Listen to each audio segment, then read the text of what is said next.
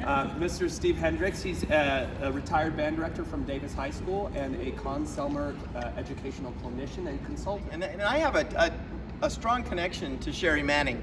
My first experience with her was at Utah State Music Clinic when I was in junior high, and she was one of the band directors working with my particular band.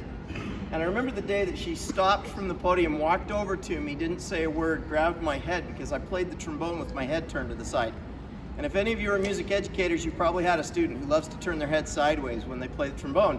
I was one of those kids, and she walked over and she grabbed my head and she turned it straight. Like, grabbed it. I never, ever put my head to the side again. Ever. That's all it took. A few years later, I was in the band room at Utah State University trying to figure out how I was going to be able to start teaching the next fall because I was finished except for student teaching. I was done. And lo and behold, Sherry walks in. And I hadn't seen her at Utah State in forever. But she walked into the band room. Hey, Steve, how you doing? I'm doing great. Well, what's your plans? I said, well, I'm trying to figure out how to get a job without having my teaching certificate if I'm finished with my degree but I haven't done my student teaching. Maybe I can get somebody to take me on as an intern or something, because I didn't want to student teach in the fall and wait all the way around to the next school year to get the job. She says, well, come student teach with me in my summer band. So I went to my professor in charge of the student teaching and got his permission, believe it or not, and went and did my student teaching with the Mountain Crest High School Marching Band in their summer program. And that's how I got my student teaching done. Actually had a job before I was even finished with my student teaching, and was going back and forth between Cache County and Price, Utah, doing my student teaching and running my band and doing my student teaching. And so I'd do Monday, Tuesday, Wednesday in Cache County, drive down to Price Thursday and Friday. Because at the time I went to do my student teaching, I had been brought up with the belief that marching band is evil. Then I got to Mountain Crest and I watched what was going on. And I saw something that I didn't understand before. See, when I was at Utah State, all we heard about Mountain Crest was they spend so much time in marching band and the kids aren't getting the full experience. And then I got out there and I thought, no, that's not right. They're getting the full experience. And not only that, but Sherry is using this part of her program as a leadership curriculum. She's using it to build a culture. She's using it to establish all of the things that the kids are going to be doing for the rest of the year. She's using it as a tool to make the rest of her band better. Now, I tell you that story and take that much time to explain to you because Sherry had developed at Mountain Crest a culture. And when students walked into that program as freshmen in the band program at Mountain Crest High School in the middle 1980s, they walked into not just a program, but they walked into a culture. And I walked away from that experience and I didn't quite get it yet. And then I had to have my next moment, my next light bulb moment. At the end of that first year, I went to Bands of America to the Summer Symposium. My first one, summer of 1988. Went to my first Bands of America Summer Symposium, Whitewater, Wisconsin. And there I got an opportunity to sit in a clinic and listen for 1 hour to Greg Bim, band director at Marian Catholic High School, who at the time was absolutely the top of the game. He handed out a list of the literature that his top band was playing, and it was all rental stuff. This is a high school band. By the time he got to what his third band was playing, which was things like the whole suites and the Ray Vaughan Williams stuff, and I'm looking at this and I'm going, wow. And then Greg Brim proceeded to tell us what the culture of his band program was for the next hour. About the respect level, about how when I walk out of the door of my office, it goes silent. Not because the kids are scared of me, but because they know that that's what's expected. And I love the one thing that he said. He said, we have a huggy band. And I thought, what does that mean? And then he explained, yeah, you'll see a lot of hugs after competitions. And then he taught me a really, really important lesson. He says, we don't care. He says, I know you guys think that Marian Catholic always wins all the shows and stuff, but some of the times I've been most proud of my kids are when we went into a show and we took 7th place, because I knew that the kids had their best show that night. He says, we've come out of shows with the 1st place trophy and wanted to give it away. And I thought to myself, how can I develop that kind of a culture? And I went back, and the next year I was so different, the kids were like, what happened to you, Mr. Hendricks? And then I left, and I went back to school for a year, and I went to Davis High School with a dream and a goal of establishing that kind of a culture that I had seen discussed by Greg Pym, that I had witnessed at Mountain Crest during my student teaching experience with Sherry Manning. Now, help me out. What kinds of cultures do we have? Anybody? I don't want to just talk. Talking about in our rooms? Oh, well, not necessarily in your rooms. What kind of cultures? I'll throw out one. How many of you feel that there are cultures in religion? Okay, I got you started. Where else do we have cultures? Sports? Sports. Is there cultures in sports? Yes? Your school community. There's definitely absolutely a culture in your school. Yeah, and the one thing I love, we've got all these students back here from Farmington High School. They are in the process right now of establishing their culture because it's only 2 years old. Brandon, you got to no, you didn't open Harriman, but it was still young when you got there. And you've been able to see that development of a culture. School culture. Anything else? Even just like local neighborhood culture. Your local neighborhood culture. Yeah. I'll throw out a couple more. What about geographical cultures? Like we talk about what is the culture of the South? Well, when I go judging in the South, I love it. You know why? Because the people are awesome. They're so friendly. I go to like South Carolina and they feed you up like crazy. You come home, you gain 5 pounds. And they're so nice and they're so wonderful and they're so outgoing. I came back from that experience and said, how can I bring a little bit of that culture to the Davis Cup, to the show we were running at Davis?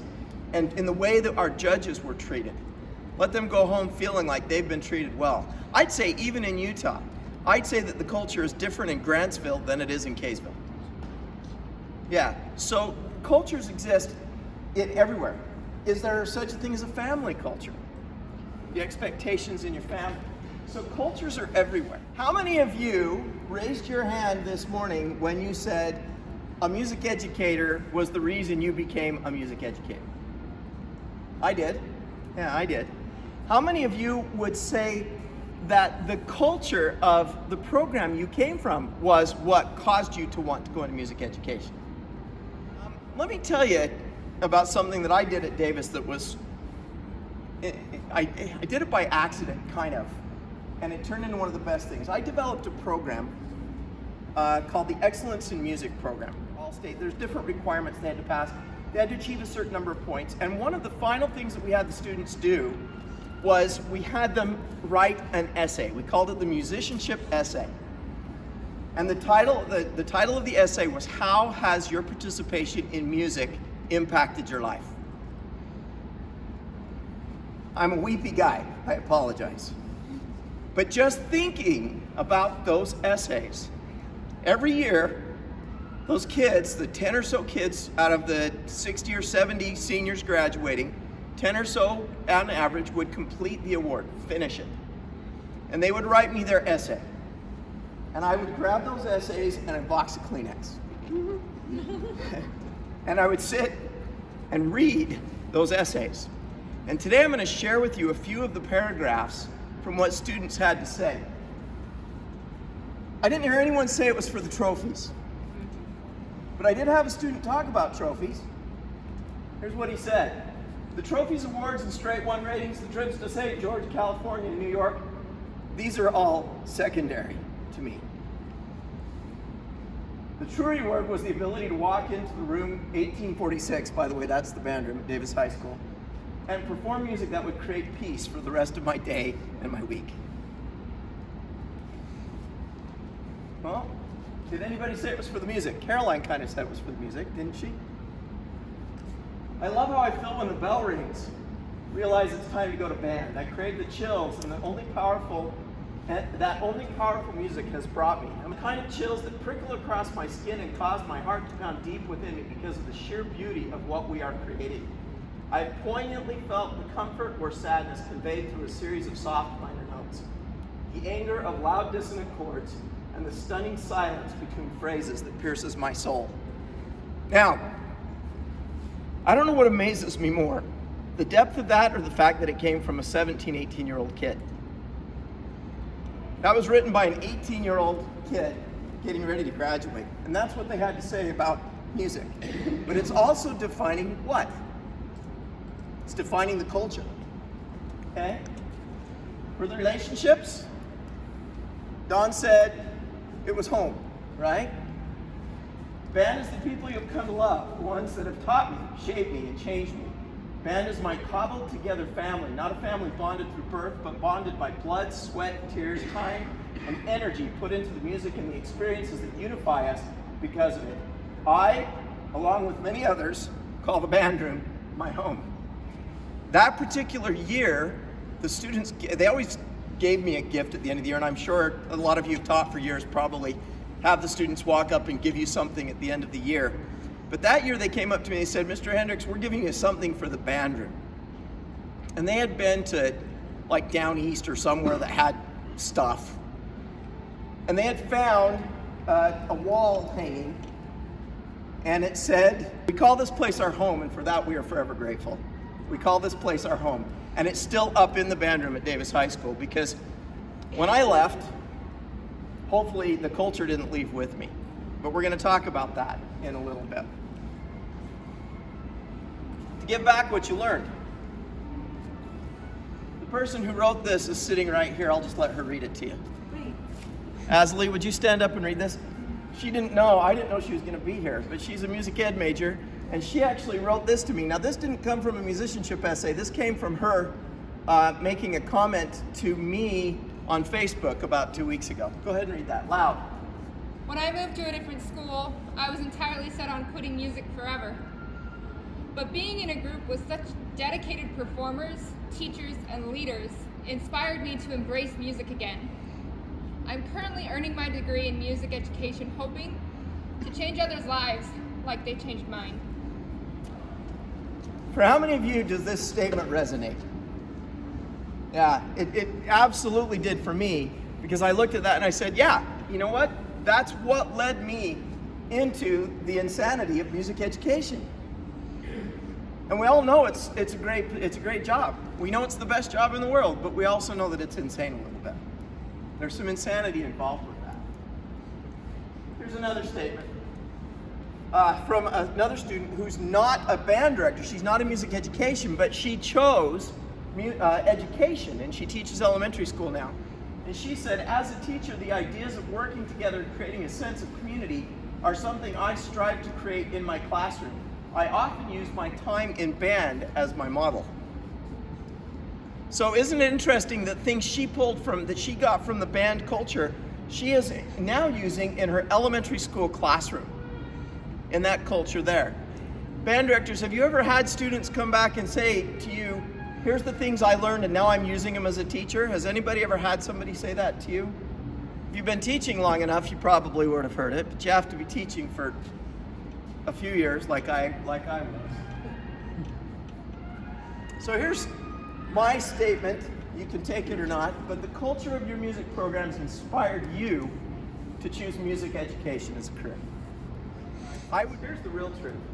Students are drawn to or repelled by the culture of your program. If you give your students a culture that means something to them, that they want to connect to, they will come. Just like the movie Field of Dreams, if you build it, they will come. Build the culture, they'll come. They'll be there. So how do you know that your culture is getting established? How do you know that your culture exists, that it's already founded, that it's there? Well, I noticed when students would come into the band room and they immediately knew what we expected of them. That level of expectation was there. I knew it because my student leaders had taken over the responsibility of running the culture. They knew what the expectation was. They had been handed it when they were sophomores in high school, and now that they're seniors, they're handing it down to the next generation.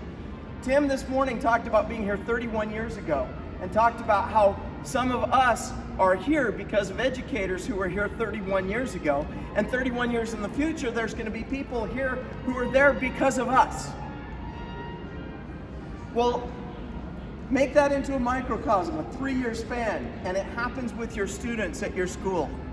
When the culture is established, it's handed down, and it becomes so ingrained that it won't go away. And hopefully when you leave your program, the culture is so firmly established, it stays. It continues to exist. The one thing I was most concerned about upon retiring from Davis High School was that the culture would not be sustained. I wasn't worried about the band still going out and taking second place all the time. I wasn't worried about the superior ratings in state. I wanted the culture to continue to be sustained. And here's why. In their final essays, here's some things that some students said to me. It was interesting to me that my band classes and experiences were more about making good music, but also about making good quality people. I loved that one from that musicianship essay. I learned to celebrate my mistakes, which taught me to look at them not as embarrassments or failures, but as learning opportunities. Celebrate your failures. The band culture still holds true in my life. I set and achieve challenging goals, and building strong relationships with others is one of my highest priorities. These are statements from students in their excellence in music essays. The final two actually, those two were from students who just posted those to me on Facebook within the last 2 weeks, as per a request I sent out to my band alumni group. I said, give me some things about how the culture affected you. So friends, my challenge to you is to identify, first of all, what you want the culture of your program to be. And please tell me it's not about getting superior ratings and trophies, because those will come if you build a culture that is success-oriented. But decide what those values are, what those beliefs are, what you want. And then work to develop that and ingrain that in the students that you work with. Share with them, and I promise you, as you do that, you will draw them to you. They will be drawn to your culture, especially if it's one that I heard from so many of you just now. It's home. It's high expectation. It's discipline that I crave because I don't get it in other places. It keeps me, it's my safe place. Those sorts of things. And if you do that, you're going to not just inspire the next group of music educators, but you're going to inspire students and children who never will touch an instrument from the day they graduate, but it will make a difference to them for the rest of their life and everything else that they do. And I think that's what we're doing this for, if I'm not mistaken. Thank you so much for your time.